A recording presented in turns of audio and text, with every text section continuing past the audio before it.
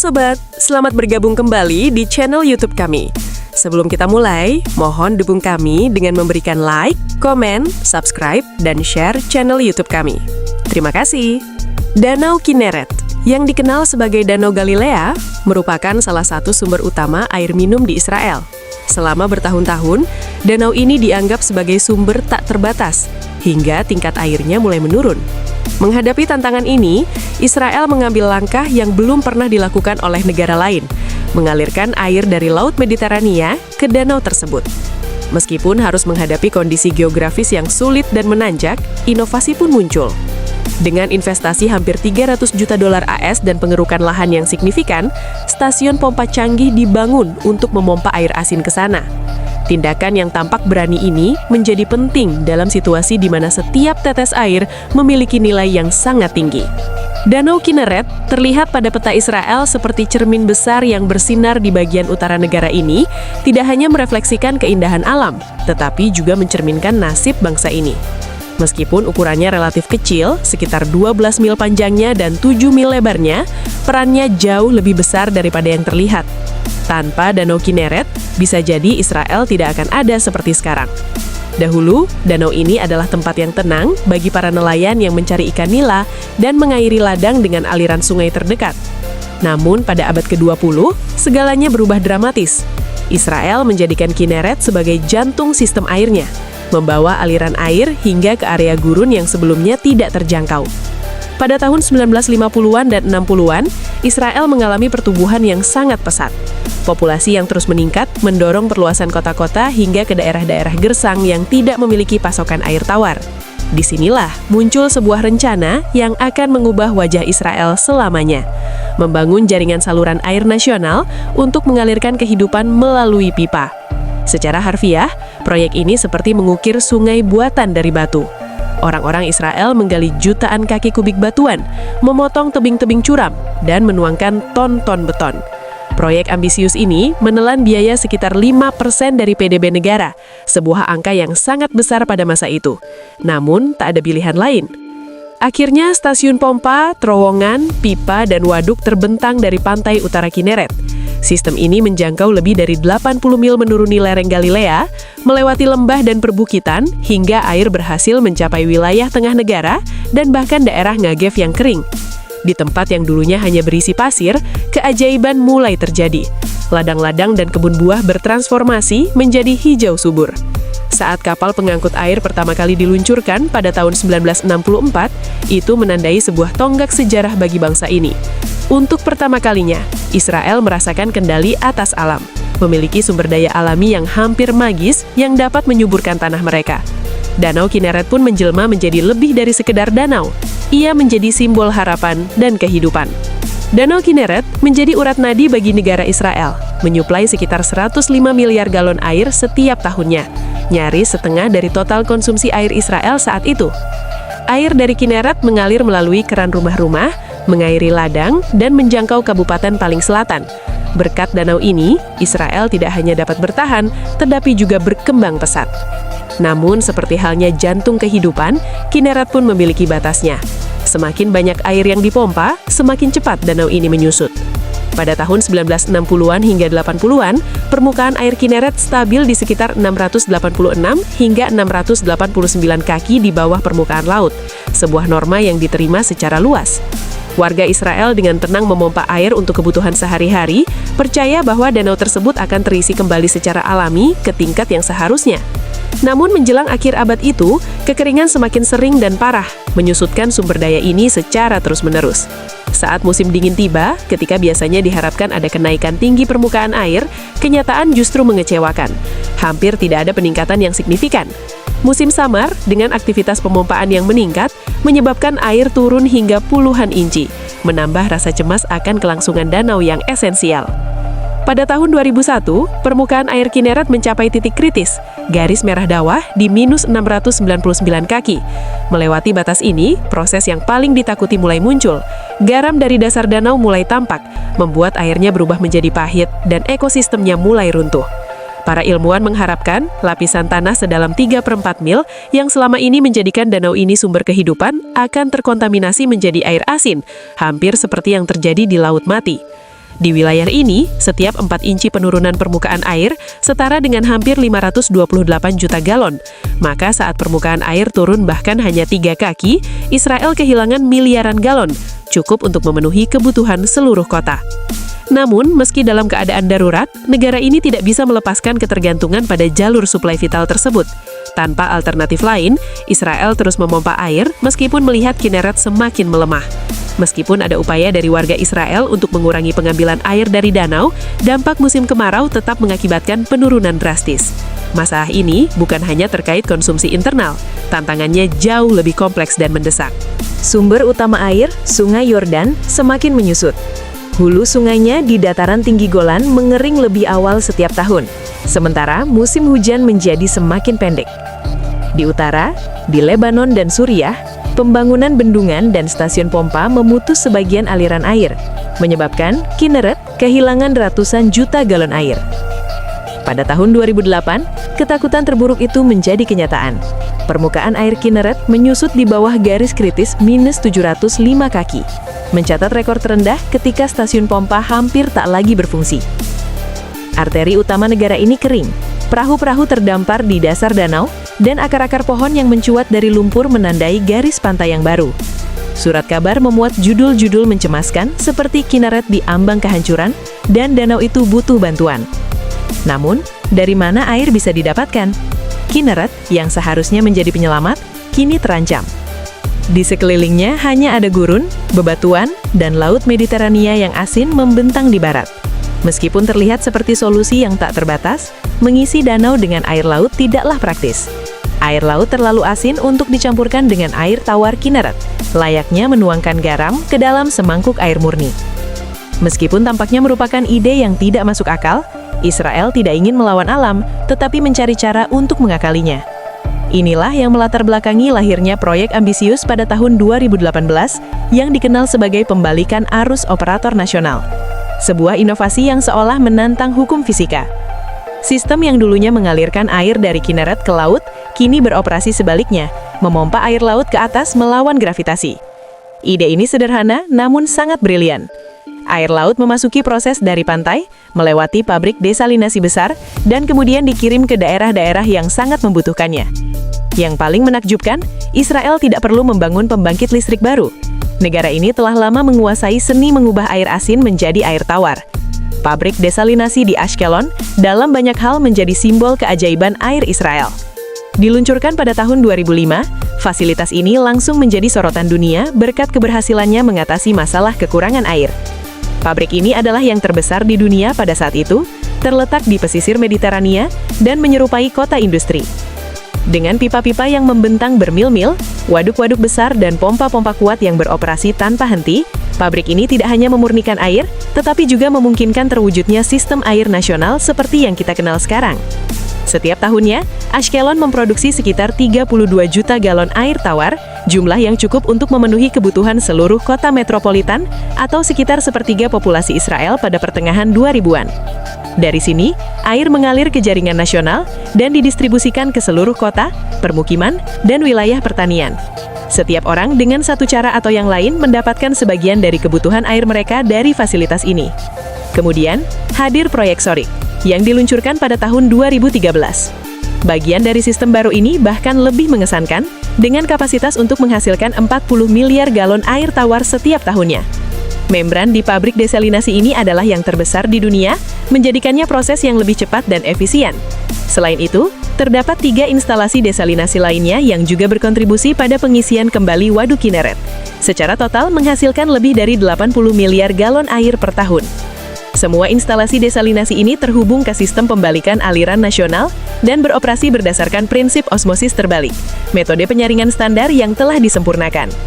Air yang dihasilkan kemudian akan diberi sedikit penambahan mineral, mengingat air yang terlalu murni dan kekurangan mineral tidak ideal untuk konsumsi. Untuk menjaga keseimbangan tekanan dan melindungi pipa dari korosi, diperlukan pengaturan yang tepat.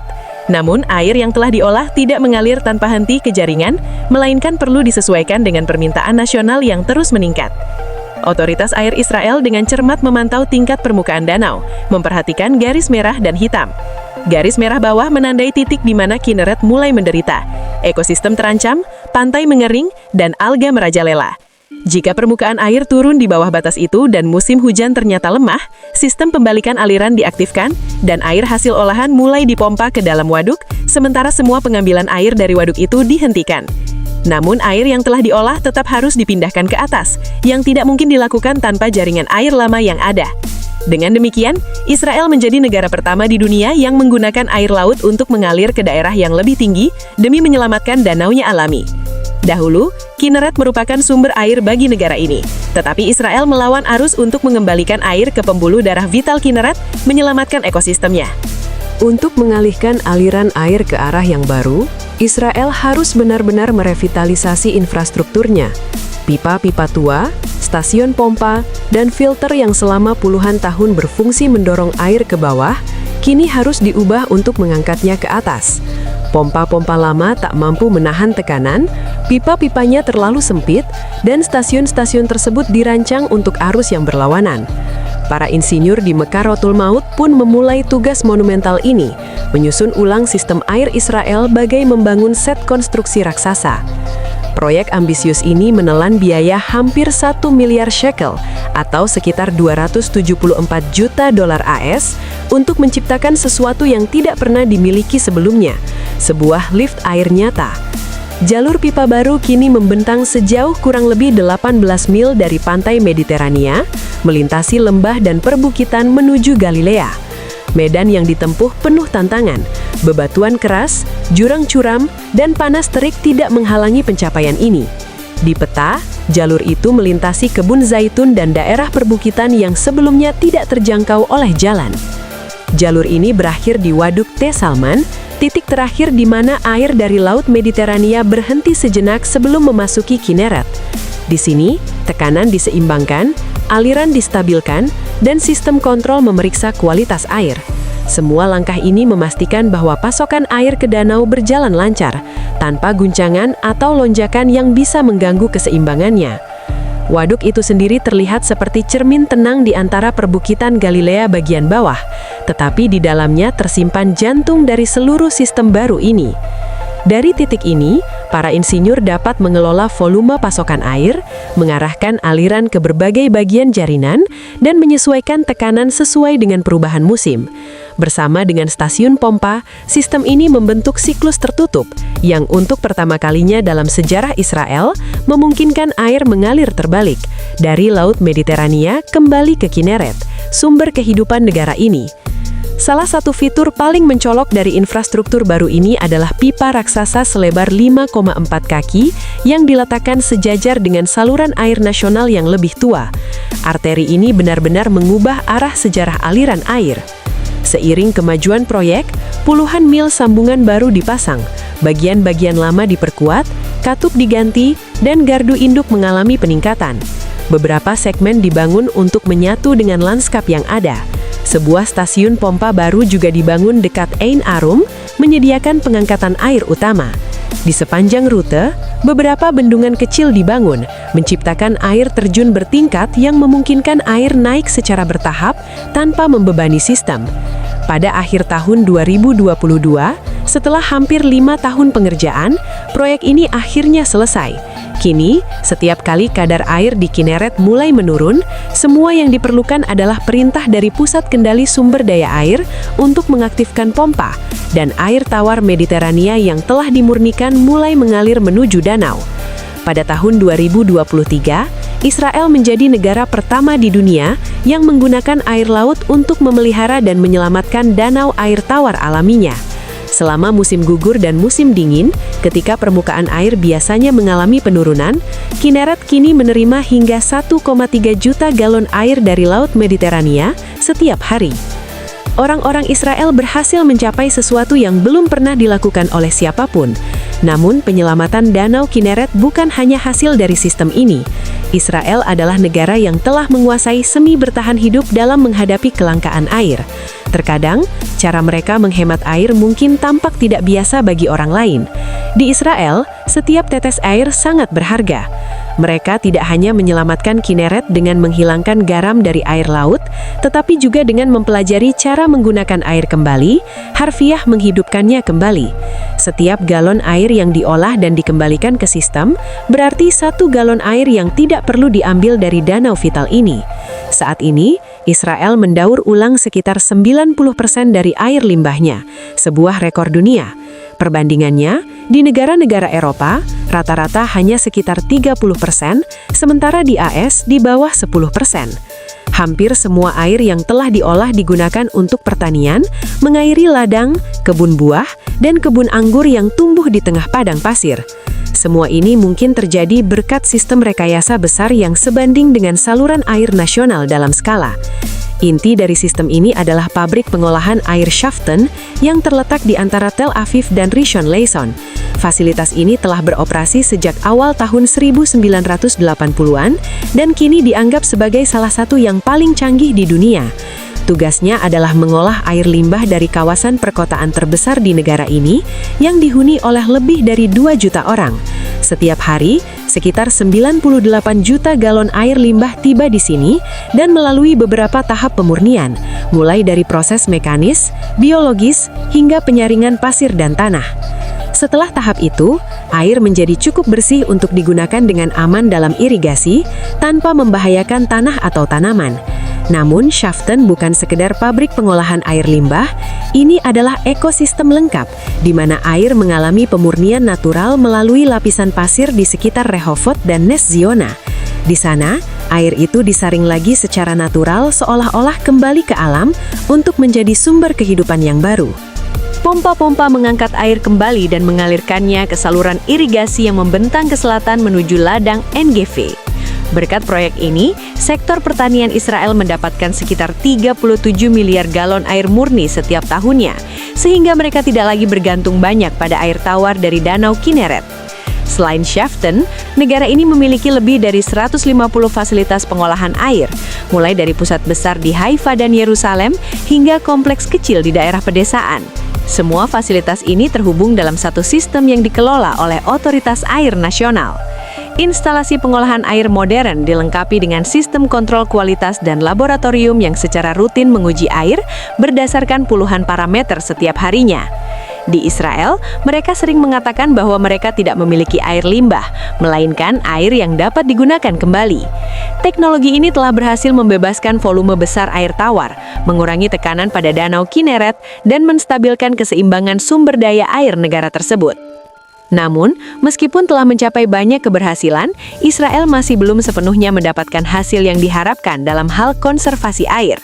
Ada cara-cara lain yang sama pentingnya untuk melestarikan sumber daya vital ini. Filosofi yang mendasari pengelolaan air di Israel sangat unik. Menghemat air bukan sekedar kebiasaan, tetapi merupakan prinsip yang mengakar pada eksistensi negara itu sendiri. Di sini, setiap tetes air diibaratkan seperti koin dalam anggaran keluarga. Hidup di tengah padang pasir mengajarkan mereka untuk menganggap air sebagai salah satu hal terpenting yang mereka miliki. Ini bukan sekedar klaim yang berlebihan, ini adalah realitas yang didasarkan pada fakta. Curah hujan yang sedikit, sumber daya air yang terbatas, sementara populasi terus meningkat. Dalam kondisi seperti ini, air bukanlah sesuatu yang dapat diekstraksi begitu saja. Ia adalah sesuatu yang harus dilestarikan. Keajaiban dari sistem pengelolaan air di Israel terletak pada seberapa sedikit air yang terbuang. Kehilangan air dalam sistem pipa di Israel sangat rendah, berkisar antara 5% hingga paling banyak 10% di beberapa daerah. Sebagai perbandingan, rata-rata global dapat mencapai 20 hingga 30%. Di Israel, setiap pipa diawasi dengan cermat. Setiap kebocoran dilacak secara real-time melalui sensor tekanan, katup elektronik, dan sistem peringatan instan. Semua ini bukanlah kemewahan, melainkan bagian dari rutinitas sehari-hari. Jika air menghilang di suatu tempat dalam jaringan, mereka akan segera mengetahuinya dalam hitungan menit. Bukan hanya karena kekhawatiran akan kehilangan, tetapi karena air di sini diperlakukan sebagai sistem hidup yang perlu dikendalikan layaknya suatu organisme. Namun filosofi penghematan air yang sesungguhnya tidak lahir dari dalam pipa. Ia tumbuh dari tanah. Pertanian Israel menunjukkan bahwa tanaman dapat tumbuh subur di tempat-tempat dengan curah hujan yang sangat minim. Di sini, air tidak mengalir deras seperti sungai, melainkan menetes. Irigasi tetes yang ditemukan di Israel pada pertengahan abad ke-19 adalah ide sederhana namun revolusioner, di mana air diberikan langsung ke akar tanaman secara perlahan, tetes demi tetes, tanpa penguapan atau pemborosan. Teknologi ini yang dikembangkan secara komersial oleh perusahaan Netafim telah mengubah cara pertanian di seluruh dunia. Saat ini, metode ini diterapkan dari Spanyol hingga India. Namun di Israel, irigasi tetes telah menjadi simbol kebijaksanaan. Siram tanamannya, bukan ladangnya. Seiring berjalannya waktu, teknologi irigasi tetes pun semakin canggih dan efisien. Saat ini, lahan pertanian dilengkapi dengan sensor yang memantau kelembapan tanah dan suhu udara. Beberapa perusahaan telah mengembangkan sistem irigasi yang sangat presisi. Sistem ini menganalisis data dari satelit, sensor, dan bahkan dari tanaman itu sendiri. Ketika akar membutuhkan lebih banyak kelembapan, sistem secara otomatis mengirimkan sinyal untuk membuka catup pas dengan jumlah air yang dibutuhkan, tidak lebih, tidak kurang. Dalam banyak kasus, petani tidak lagi perlu campur tangan. Algoritma canggih mengelola seluruh proses secara otomatis. Berkat ketelitian ini, penggunaan air dapat turun hingga puluhan %. Semua ini dibangun di atas ide sederhana, air pintar yang tahu kemana seharusnya mengalir. Di rumah-rumah pun, orang-orang mulai memasang sistem untuk mendaur ulang air, semakin memperkuat komitmen mereka terhadap efisiensi dan keberlanjutan. Sampai jumpa!